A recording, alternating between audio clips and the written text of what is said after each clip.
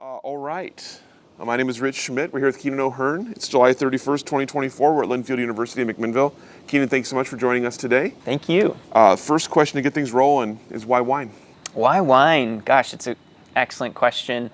Kind of goes back a little bit if we're willing to go down the rabbit hole here, but grew up in Sisters, Oregon, which is where I really just established roots with my family, but kind of had a diverse experience there, and through any kind of high schooler's journey, needed a job during high school, and so I worked at the local wine bar. And at that local wine bar, I think it was this kind of constant presence of, here's new experiences in wine, here's new wines that are coming out, here's what you need to know about those wines. And we had this little cellar, tiny little thing, right in the basement, where it was just a couple cases, but I loved the musty smell of it. And so I would eat my lunches in the cellar and look at all the Oregon wines, right, that we were selling. And it was just, I loved every second of it, right? Like, I loved just the immersiveness of it all. And so that was kind of my foray into wine. But what I love about wine, and what I love about, especially here in Oregon, is just the cultural implications of it, right? It's this pioneering aspect and this expression of creativity here that really in a lot of ways was very raw at the outset of it all, right? It was kind of this underdog story in a lot of ways, and I can really appreciate that. I feel like with my own company, it's been a little bit of that. Mm-hmm. Let me tell you what I think, the future could look like, mm-hmm. and let's all do this together, right? And then kind of like forging that path and blazing that trail. And so I guess it just had a lot of correlation and connection that way. Yeah. So tell me about, after growing up in Sisters, tell me about what happened next. Yeah, so grew up in Sisters, and in that space had a lot of time. My mom's from the Netherlands, so I'm a dual citizenship between here and the Netherlands, and spent a lot of time over there in Europe. And so kind of from that, I was thinking of, okay, it's either college or it's go what's called woofing, worldwide organic farms, and you'd go and you'd work there. And those are the two options I was looking at. And Italy and kind of like the Netherlands were the two places I was thinking about. And right at around that time of like decision making, I got the opportunity to get a scholarship from an Oregon-based scholarship granting committee called the Ford Scholars, and basically allowed me to go to any Oregon school. And my family didn't have the money to pay for that at that time, so it was this opportunity that I couldn't pass up. And so I went to George Fox University. I know the rivals of Linfield. I can't believe you said that out loud. What am I doing here? But found myself there, and now completely just in this wine industry and surrounded by it, right? Where I'd always seen the byproduct or the externality or the just impressive thing that they had created there and like sold in the wine bar, but I'd never actually like seen it in action, right? I'd never been here. So came to George Fox University, studied marketing and computer science, as one does, and went through that route, and then basically graduated. And as you would if you go through the business department, you think, okay, well, I'm going to go towards the Fortune 500s. I'm going to look at getting a really good job and get a good position, and I'll start climbing that proverbial ladder, right? And so went that route. Went to Silicon Valley, worked for a startup down there doing digital marketing and education. Then kind of pivoted from that point and went and worked for a multinational equipment manufacturer for sports equipment as a marketing manager, and just kind of like bounced around for a little bit of like getting this really kind of more corporate experience, but was never truly like satisfied with the work I was doing. It was all a little bit mind-numbing in a way. Like, I liked telling the story, and especially in the marketing world, I liked sharing things, but it was never anything I was passionate about. Mm-hmm. And I think that stemmed from having grown up in Sisters, and I mean, I was a raft guide, a ski guide, a mountaineer, and you had all this kind of like, I would say, connection to just the wilderness and to really the land and the people and building community around that. And you were taught leave no trace principles. And in the community, we had, regenerative farming that was going on. And the schools would actually be brought out to those farms and they would help like cultivate the land. And like we had this really like rooted sense in both what we were eating from the community and how we were contributing to those needs. And so I felt just a little bit dulled, I would say, in where I was at. And so around that time, I got married to my wonderful wife, and we found our home in Newburgh, and really decided to kind of pivot and set some roots and really focus on another local community, right? But what I was kind of toying with and chewing on was, what do I do? I mean, I really needed like a reset of sorts. And so I thought, well, I mean, what do most people do when they need a reset? They go get more education. So I went back and got my MBA because I thought, okay, if I have that, then I might be able to build something even bigger. I'll have the tools that I could access to really grow something beyond my own capabilities. And so that was kind of the idea. And I worked at George Fox University, building essentially a new cohort of students coming in and helping them with kind of like guidance towards their careers. And so very rewarding time of life, but still not the fit, right? Like there was still something missing. And so this is kind of like the same storyline that kept just circulating for me and percolating. And it was, I would go, I'd find a job, I would do well in it, but I would not find a way to really like extend all the pieces of my life that I cared really holistically about into that job. And so I found myself again in the consulting role after that, working for basically the state of Florida and the state of Oregon, for the Oregon Department of Education and the Medicare system in Florida, building out really big systems and very diverse. But I was also at the same time trying to focus on helping build sustainability and just kind of, DEI practices, but also ESG practices within the consulting group that I was a part of. And it was really challenging because it just wasn't valued, right? There wasn't this, at the end of the day, I could say, or I could put together a PowerPoint, or I could, build strategy or vision or mission towards what we needed to do as a firm, but there was never any action that would be taken. And we were incredibly frustrated. And I remembered like a very distinct moment. I was like, I can't keep doing this because I'm just going to keep going up against a brick wall, right? And the only way I think that I can make some kind of a difference is by creating something and driving that forward, right? And bringing people onto that mission, sharing that vision with people and saying like, hey, join me just as you do in a community and let's go for it. So that was really where I really started to buckle down, pull out pen and paper, get creative, and just start throwing out ideas that I thought I could pursue. And it kind of just showed itself to me in the sense that I'm literally living in the valley surrounded by hills of vineyards and an industry that is thriving and growing and developing. And the one thing that it produces and the externality of that is this glass bottle and what happens to it, right? And like, this is such a beautiful like area, and it's got just diverse ecosystems, it's got beautiful terroir, it's got all these incredible things that feed into the story of wine, and yet it still has this like messy underbelly that like has this whole other thing that happens afterwards. And I thought, man, that kind of, it's just rubbish to the story, right? It's like, that could be something that could also be solved. And so that kind of started the whole idea around Revino. We'll pick that back up in a second, but tell me about some of the things you had other kind of environmental forays at that point, sustainability things. Yeah. Tell me about some of the other things you worked on in that kind of part of your life. Yeah, absolutely. And so, for me, like I said, back to childhood with those like organic farms, I helped design, toilets that could be like used, and we captured rainwater, and it was solar powered, and we were composting from those. And so I always had a sense of what taking something and bringing it back and building, like a circular ecosystem looked like.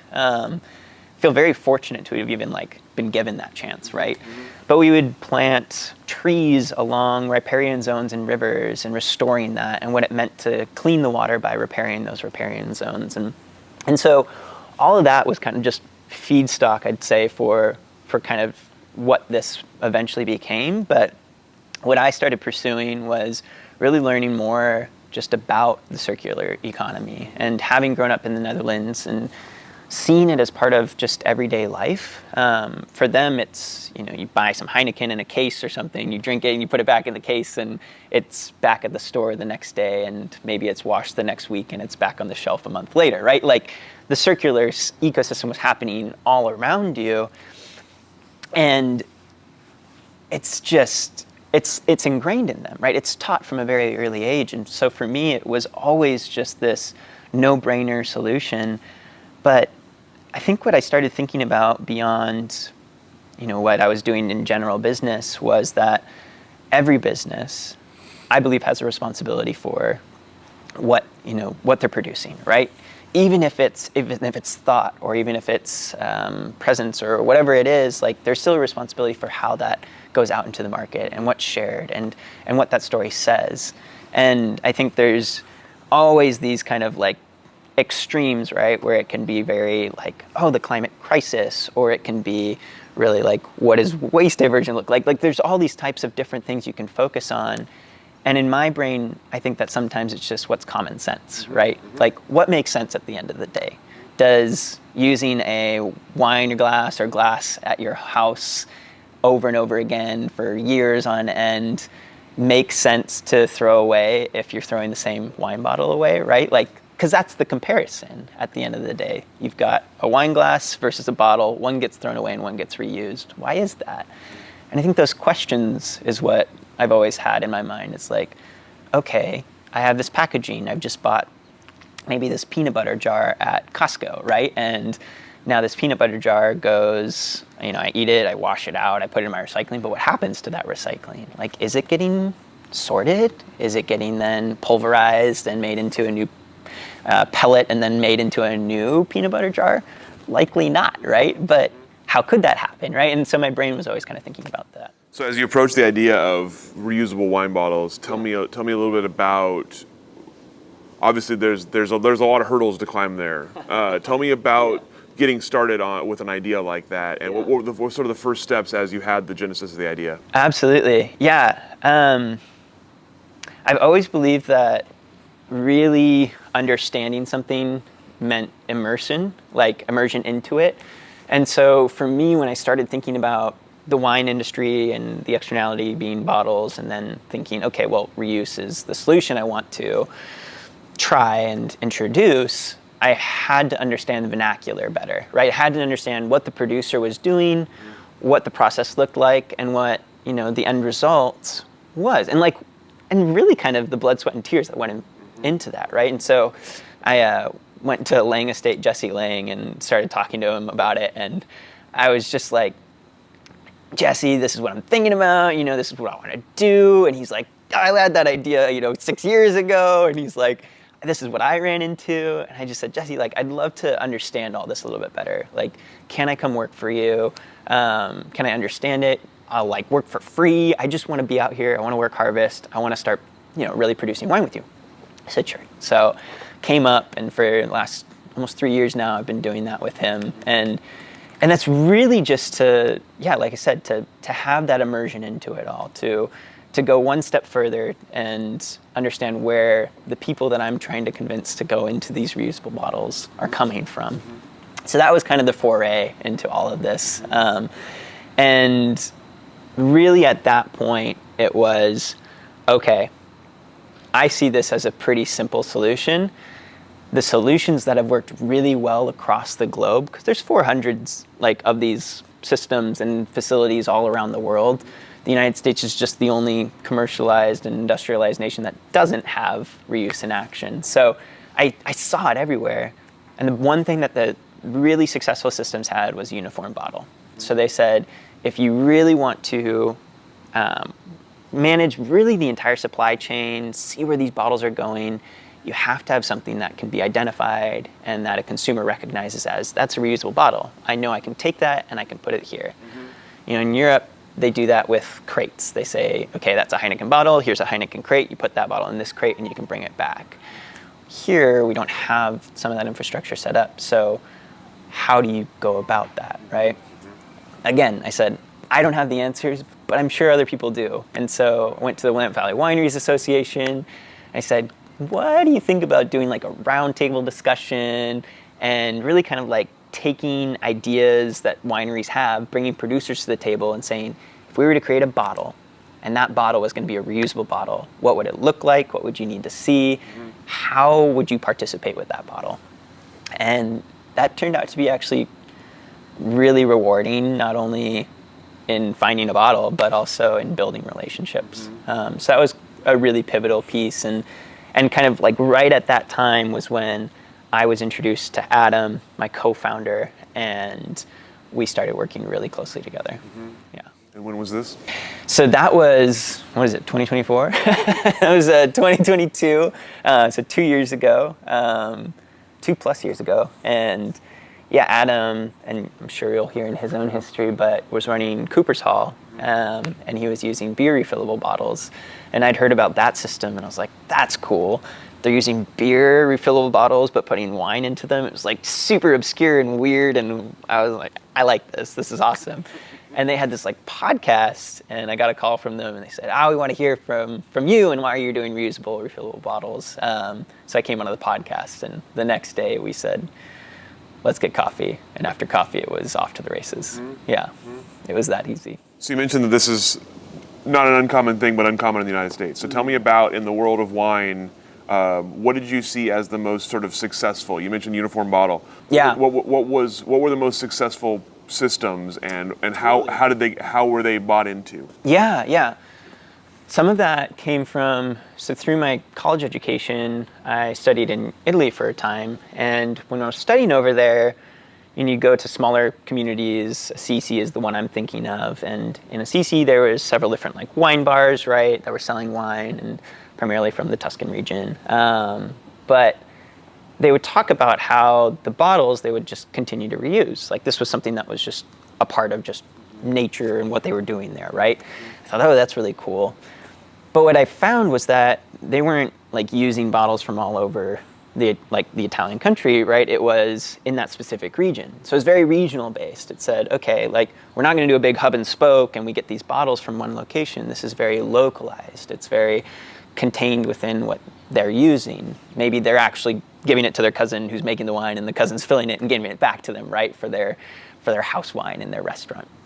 So I thought, okay, well that makes a lot of sense, because then you're really retaining a lot of these bottles and you're able to manage it a little bit better, right? You're also able to build a lot more rapport and relationship with the wineries directly. So I started thinking about, okay, if I have these reusable bottles that we've now designed with these 75 different wineries, right? And they're identifiable, they have an embossing on them, and it reads reusable, and it's got a leaf motif to it, right? Like, it's cool. And it's also, though, now a localized like stream of clean glass bottles that these wineries can tap into. They know the source of it. They don't have to wait on shipping from another country for those bottles to get here. They even know where it came from. And I can really prove that source to them. Then I've built more affinity with them, and I can provide that even faster. So it almost killed two birds with one stone, because I was able to introduce a new bottle to the market, but then also control how that bottle was in the market and how fast I could get back to the market. And that all came from, a little town in Italy. So you mentioned when you talked to Jesse that this was obviously not a unique idea, not a first time trying. Totally. So tell me about taking it to the Willamette Valley Wine Growers Association, having a roundtable. What was the response? What was the initial as you're spitballing it? What did you hear? Yeah. I think Jesse and many others, there was trepidation to it all, right? There had been this revolving door of attempts in the past, really a smaller scale attempts.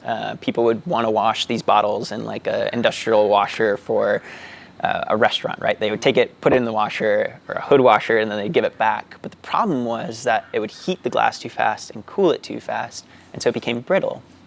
Well, yeah, you can't put brittle bottles onto a bottling line when you've got caps or capsules or corks coming down that can really break the bottle, and that's a whole mess of other issues.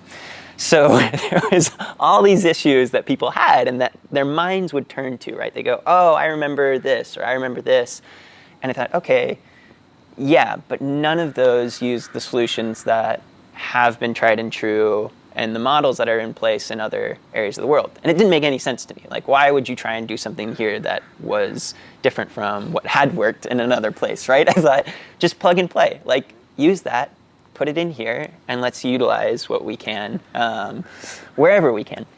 And so coming to that roundtable discussion, Morgan McLaughlin, director of Willamette Valley Wine Association, just incredible champion, and Julie as well. And so they kind of helped bring some of those voices to the table. Some just like Paige Knudsen and others that have this kind of ethos to them, right? Like they're looking to make some of these changes. And that first discussion was really kind of real and raw. It was, here's what we want to do. We need participation. We know that this is the biggest carbon emitter of the entire wine industry. So the only way for all of these wineries to get to a point where they are actually meeting the goals that they're setting for their own emission standards is to use reusable packaging. I mean, we can go towards aluminum, we can go towards, bag and box, great solutions, but at the end of the day, it still doesn't get you to the point that we're trying to reach. And so from that conversation, people were really enthused about it. And I think what was happening in that room was people saw the fact that we had really figured it out. We'd said, okay, we've made partnerships across the entire supply chain. We know exactly where these bottles are going. And we know at the end of the day, this is the last cog in that wheel that turns this thing and gets this momentum going. And that's the wash facility. And they said, okay, well, you have this on a silver platter. Like, what do we need to do next? And I go, great, like, just buy this new bottle. And like, I know that sounds really simple, but in a way, we had to introduce this bottle to the market, right? Like, this bottle being the reusable bottle had to then be sold, and it had to start going through the bottle stream, had to get wine into it. A consumer has to drink it at some point, right? And then we can get that bottle back. And they're like, oh, well, what if we just use generic bottles? And I was like, oh, we're back at that, right? And it's like, here's the problem. If you use a generic bottle, you in your own winery could be using 20 different SKUs of glass. How at the end of the day am I going to sort all of those different SKUs and get them to a point where I can, in a big enough batch, sell them back to you, and there's enough reliance on that glass or trust in that glass that it's going to be the same height, same diameter, same thickness, it's going to look uniform? There's just not, right? And if I can tell that to a bottler, they're going to say, no way, Jose, like, I'm not going to do that. And so it was really this like constant, oh, we're here, awesome, super excited, but what do we do about this? Like, what if we do this? And there was always this kind of question and solution that was happening, but every single time we said it, they got a little bit more excited because they thought, oh, okay, this really does make sense. This is the solution we need. Yeah. So let's talk about the bottle itself. Yeah. You had already designed it, and you had an idea for the design. Tell me how and why. Yeah. So we had seen some of these. We'd seen a lot of this happen, like I said, across really the globe, but Europe more specifically. And Germany was getting 50 uses out of some of their glass. Austria even more. They're seeing like 90% return rate. So it's like, bro, these numbers are crazy. And they were doing it with less than 400 gram bottles, right? Like they were doing it with really lightweight glass. Oh my gosh, that's incredible. Well, here in the United States, we're still trying to get to that lightweight side, right? Like we're still pushing that story. And there's been this tipping point, and I think we're on that other side of it now. But what we said was, okay, we want to engineer this bottle to not only be identifiable, so adding those traits that I spoke of, right? Having an embossing that reads reusable, and you can kind of see on this bottle, it says refillable here, and it has this wrapping leaf motif. This was actually one of our first bottlings that we did. But we also said, what about the punt? Oh, yeah. We have this embossing on it, and then this leaf motif on it as well. So these are the characteristics that we added, and this is one of our first bottlings. But we said, what about the punt, right? You've got this punt that's usually on a bottle. It comes, inch up sometimes, depending on how the bottle was crafted or what the design was. Is that necessary? And this was a little bit of a contention point, right? Like, hey, there's tradition in this. There's, I pour with this, my thumb in the punt, and that's how I pour, and that's how I present the bottle to a consumer in the tasting room, right? And I said, well, what if I told you I could save weight by reducing that punt? And then it was like, oh, so now we're talking about that lightweight story that we've all been wanting to share more about. Yeah, exactly.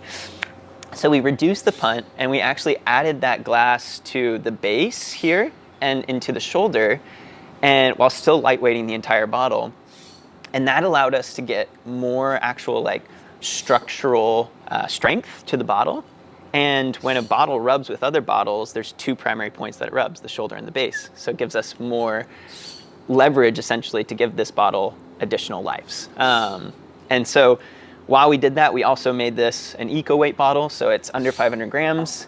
It kind of stands in that same really like eco category while being one of the more engineered bottles for reuse. And it has a lifespan of 50 uses. So You mentioned coming in with kind of a supply chain in mind and connections in mind. Tell me about building those relationships before approaching the industry. Totally. What did you have in place?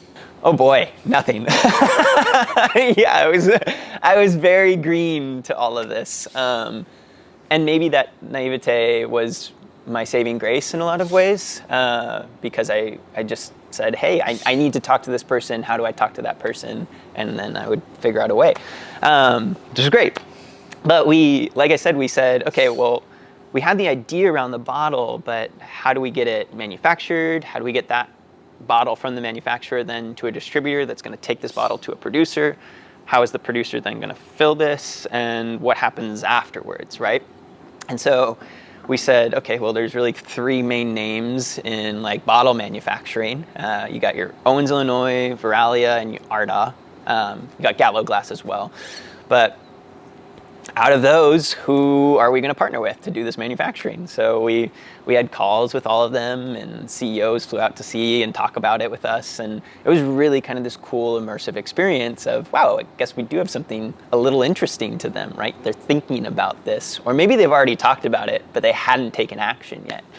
And at the end of the day, we tried to stay true to really our overall values, which is we wanted to remain that kind of like local streamlined glass supplier that had localized like the entire supply of glass for these producers, whether that be here in Oregon or on the East Coast, West Coast, wherever that was.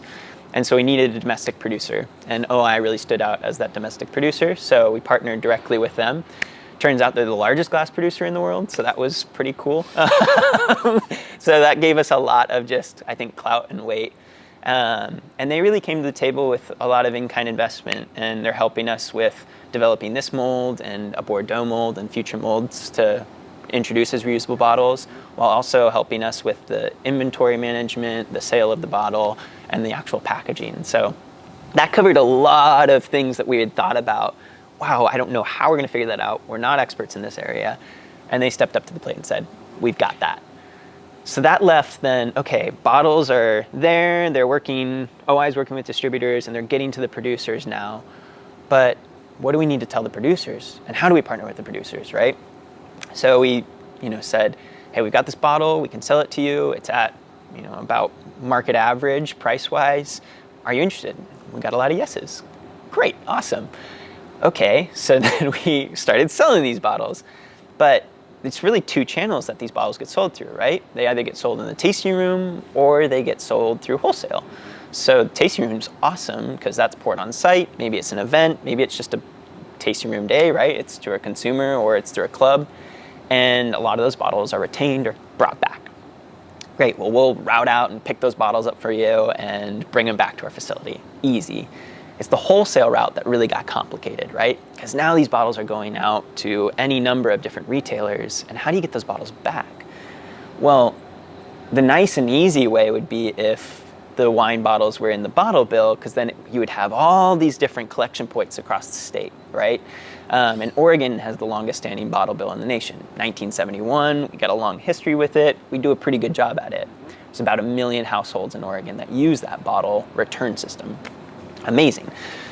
But wine isn't in that bottle bill. So we don't have that capability to just introduce that on a dime and get that, into that actual circular process. And so we have to work on, one, the policy side to get that bottle there, but then two, how do we in the meantime express and work with these retailers on a return kind of scheme to get this back? So we started approaching, again, out of some naivete, all of the big retailers that have similar ethos, and the Whole Foods, the New Seasons, PCC markets, really these larger kind of boutique-y but have established roots retailers that are quite community focused, and said, okay, well, these now are the producers that are bottling in our bottles. They're going to your shelf in X, Y, and Z month, and we want to set up collection points. And there was a lot of just enthusiastic response to that. So that's now this part that we're working on and developing is, okay, now we've got collection points that are going a little bit broader across the state of Oregon. But the other part with wholesale is that it goes out of state. Not everything stays right here in Oregon. And that's great for Oregon because we want to share our wine with the rest of the country, right? Maybe. A lot of us want to drink it here, but I don't know. It's up to them. But so we had to start working with other like third-party logistics providers that are already doing these collections in other states. And then all we had to do is kind of tap and say, hey, can you include collections of our bottles in these other states and these other categories or areas that are being sold pretty relevantly. So that was like that whole process to where now the consumers got it and now they can return it. And then we had to, figure out the logistics back from those places. Relatively simplistic if you start thinking about it in the sense that you've got wine distributors that are dropping off full cases of wine at retailers, but they have empty trucks. What do you do with an empty truck? Well, it makes sense to fill it with something. So we said, would you be willing to grab the empty bottles at these retailers, haul them back, and then we pick them up from a centralized location, saving us the time to actually route out.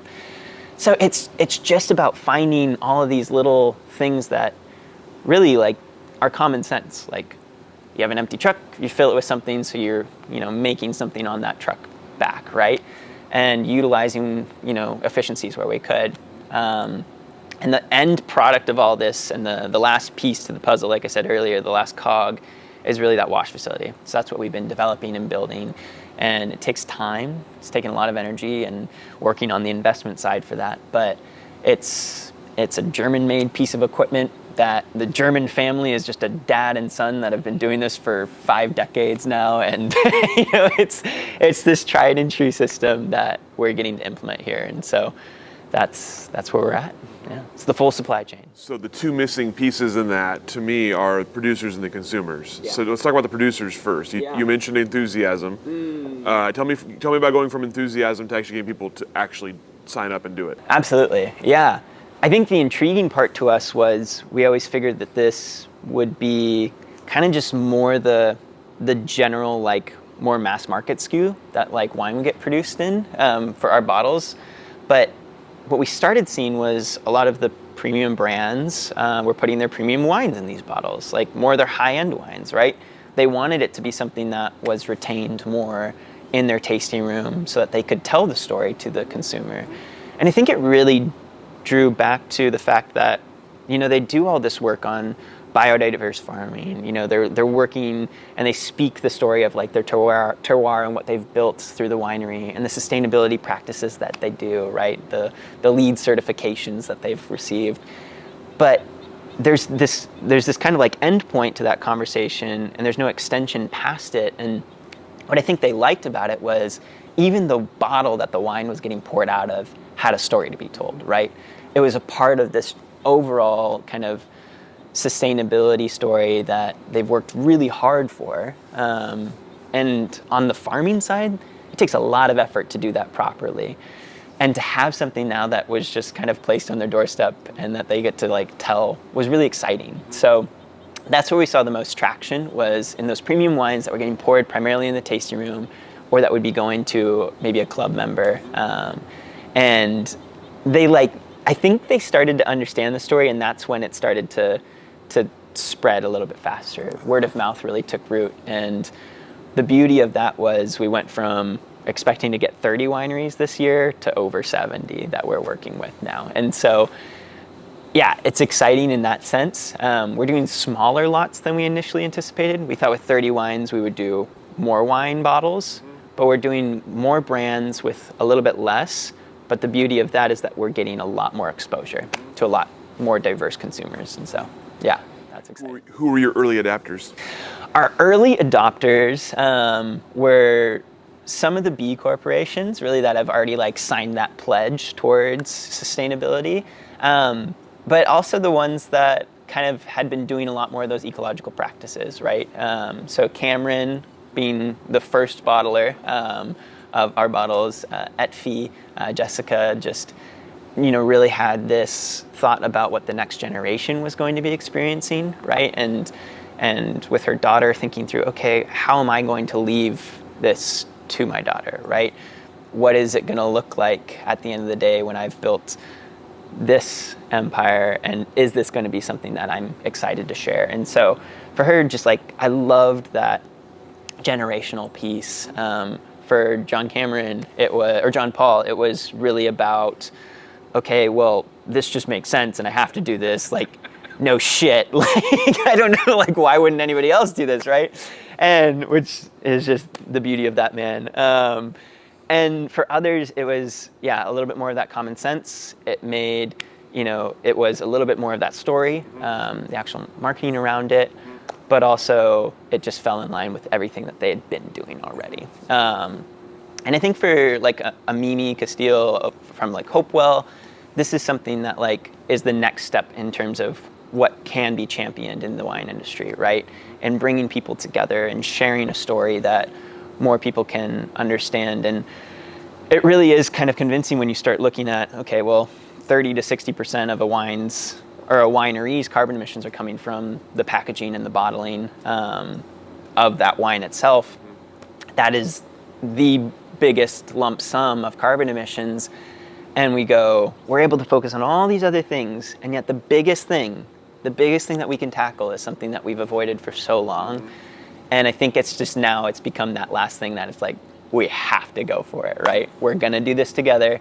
It's not about if, it's about when at this point. And now is really the time, so. And then on the consumer side, you have to convince people that this is a thing they should be doing and they can do. So tell me about educating consumers and how you foresee that happening. Yeah, there's two sides to that, because when I first started, it was a bit frustrating for me just because I had grown up between here and the Netherlands. I'd seen it, right? Like, I knew what would happen if this bottle didn't get reused. It would go to potentially a landfill, hopefully recycled if possible.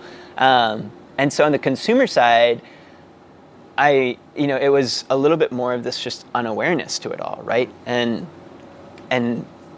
honestly, it's not their fault. It's just that there hasn't been a lot of education around it here in the United States. And so we really had to take that role of educating. It was, here's truly the issue with glass, right? Like, the stuff we can reclaim and that we can sort and we can pulverize, make into new glass, like, this is the process and this is what's involved in that process, right?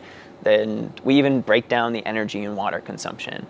Great, that's 7 to 30% depending on where you're living, right? In terms of like actually recycling of glass, 7% being the number that is more widely used. That's a really low number of recycled material. It means that, the other 93% is going where? Well, the landfill. And when you start thinking about that, right? When you start thinking about, okay, this is the byproduct of everything that I'm consuming, talking to that consumer is a little bit easier, right? You go, here's the problem. Oh, wow, that's a really big problem. Well, great, here's a solution.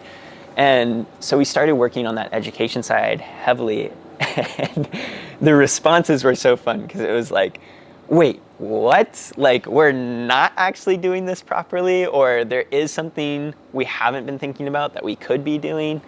And they really became just these true champions and cheerleaders for it, where they're like, what do you need from us? I go, well, do you have a local like winery that you go to? And they go, yeah. Well, go ask them, like, are they using reusable bottles or have they thought about it? And they go, no, we're gonna go tell them to go use reusable. And it was just like this overexcitement almost of like, no, we wanna go tell people to do this because we know this is something that we want now. And that was kind of this eye-opener where I had a little bit of animosity into like, would people really get it, right? Like, would they be able to build habit around it, or would it just be kind of a flash in a pan? And what I was surprised by was how retentive people were to wanting to come back and redo this, right?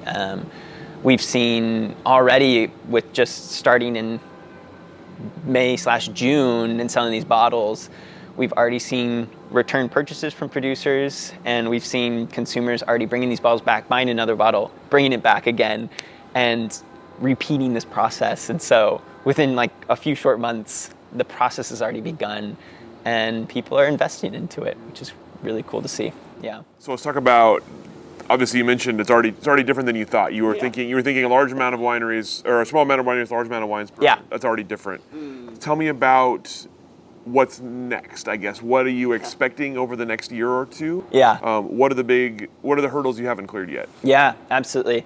The biggest hurdle is us unlocking our full facility. And so that's just the first and foremost thing that has to happen.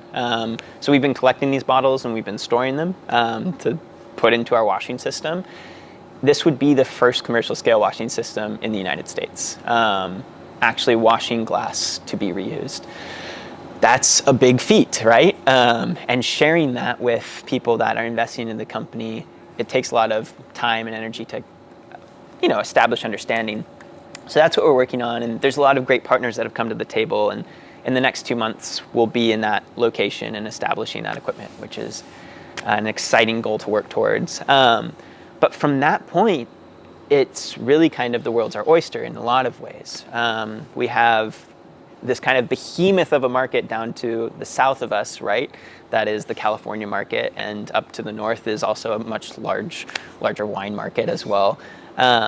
Big production capacity, right? And these are like SKUs that are going across the nation. So if we tap into both of those, then we're really expanding much like across the United States, really from coast to coast at that point. And it's fun because we're seeing these calls come in from New York and Maine and Rhode Island, all these different places with really like small but fun wine industries. And they want to do all of their bottles in it. They're like completely committed because they already know the idea. They like the idea. It's just that they feel like they're getting left out at this point. And so I think in a lot of ways, we're still working on, okay, next step is really West Coast. How do we build this across the West Coast and establish this to be something that is not a hub and spoke? We don't want it to be one facility that's facilitating everything. It's one facility here, one facility down in California, possibly up in Washington, and really allowing this to be regional based. That was always the model. And then expansion to the East Coast is really the next move after that. Texas is a surprising wine industry, and they drink everything in Texas. So it's good because everything's retained right there, and there's a lot of potential there. So we're pursuing all those new marketplaces at this point. The other big thing, though, that people don't realize is that this wash equipment, as it was designed in Germany and as it's used around the world, wasn't just for wine bottles. It was primarily designed to wash pretty much everything that's in a glass beverage container. So that's including beer, it's spirits, it's kind of kombucha, water in glass, soda in glass. So really, in that world's our oyster kind of thought, like we can go into a couple different categories, and we've already had calls with some of the bigger spirits brands to wash their very distinct bottles, and beer refillables, because that's been something that the state of Oregon has championed. And so partnering in that way to then become an operator of a wash facility for these other beverage verticals, but wine still being the one that we started with, we're championing, and we're introducing a new bottle to. Yeah. And more bottles are coming too, which is really exciting. So we've got, this is our antique green burgundy bottle. 80% of the market uses this bottle. We've got, though, a flint bottle in the same shape that we're working on right now and that we're introducing for the rosé bottlings next year. Super exciting. And we've got a Bordeaux model that we're working on, or Bordeaux mold that we're working on right now. So we'll just keep expanding that catalog of reusable wine bottles and standardizing as much as possible. That's awesome. Yeah. You mentioned kind of your initial sort of entry into the Oregon wine industry and interest in. Tell me about Oregon specifically and its response to this, and I guess where Oregon goes, especially in this kind of realm. I think for me, there is a little bit of this pride in and home, right? And in this industry and in Oregon itself, having grown up here and wanting to champion something for Oregon was always the initial goal. So having response that we've seen from some of these Oregon wineries is really encouraging. We actually designed this initial mold with the Oregon logo embossed on the bottom to kind of be a shout out to all those Oregon wineries, and it's got chasing arrows around it. The beauty about wine bottles is that the actual base plate is interchangeable. So we can do like an infinity symbol in the future or something else that's a little bit more standard. But we just had to shout out Oregon, right? Like, it's just too cool not to. So for us, this is just roots. I mean, this is where we've wanted to establish. We're excited about the response that we're getting here. And we want to continue championing that. And we're working with Travel Oregon and other institutions to share this message across the nation, right? Like, if you're coming here, you're participating in the wine industry, sure, but you're also participating in a circular system, something that's been thought out not only from the grape being grown to the glass that wonderful wine is getting put into. And that story is really compelling. And so we want to keep sharing that story. We're going to have our first facility in Oregon, which is really exciting. And that's just all a testament to the work that we've been doing with the producers and like establishing ourselves here. I live in Newburgh, and I bought a historical home, which was such a stupid idea, but but I really respect, taking something and giving it new life. And we've, now that a lot of the fixes on that house are finished, it's so fun sharing that story. And I think it's the same with these bottles. It's saying, hey, no, there is existing life and there's new life that we can give to this. It's just about giving a little bit of care and attention. Last question for you. You talked a little bit about the future for Revino. Yeah. Tell me a little bit about, actually, we never really named Revino. I guess we should, talk about. Yeah, what's the company name? Why is it called Revino? Why is it called Revino? Some of that's a little bit of a throwback to that time in Italy. Obviously, vino being the word for wine in Italian, and re being really that kind of initiator to reusable, refillable, reuse. And so I just combined the two. I said Revino. It makes complete sense. And I think it's just become a name that people can accept and that they, associate to what we're doing, and it's a little bit different. There was a lot of intentionality with that too. We decided not to use the color green in any of our branding. We decided to kind of veer away from some of these other more greenwashing like tactics to be something more that's actually accepted and internalized and people feel honestly just like happy about. We wanted it to be something that people like rejoiced in, them like taking part in. And we had like some research that some German like producers had done and from OI itself as well that said like, yeah, actually these colors and this like actually help with that, right? And Revino being a name that people responded well to. So that was that whole like kind of concept. And it was kind of fun to throw back to my time in Italy in that way. And honestly, we worked with so many incredible people, and I chose all of the contractors, people that we work with, like that are actual employees, friends that designed and created this brand were all from my time at George Fox or from my local community here in Yamhill, people that I encounter on a daily basis in the coffee shop, and that really also shared a sense of like stewardship and ethos in what we were trying to do and wanting to share that message. And I think that's, if at the end of the day, if this were to all fail and it were to crumble, knowing that these people had passion behind this message and just a shared vision and mission, that was a pretty incredible experience, right? Bringing people into that and saying, hey, like, this is something that actually will do good, not only for this community and for our rural communities here, but hopefully for other communities across the United States and beyond, hopefully. And so I've really enjoyed that part. And I have a 9-month-old son at home. And so, like Jessica and with her daughter, thinking about that next generation and how I steward what I'm doing now and what that's going to leave at the end of the day. And I think about kind of like the shifting baseline syndrome and all these other things where I'm like, I want my son to experience a future that is bright. Like, I want him to have hope for what we can do, and I want these things that I'm doing now to really be a representation of how you can do good work for good people. So, yeah. It's fantastic. All the questions I have for you. Awesome. I'm sure you could talk about this all day. I could. We did great. There. Anything I didn't ask that I should have, or anything we didn't cover that you wanted to cover here today? No, you were so extensive. I appreciate it. Thank you so much for taking the time, sharing your story with us. Thanks for getting this program started, and congratulations on the success so far. Thank you. Go ahead and let you off the hook. Woo. Thank you.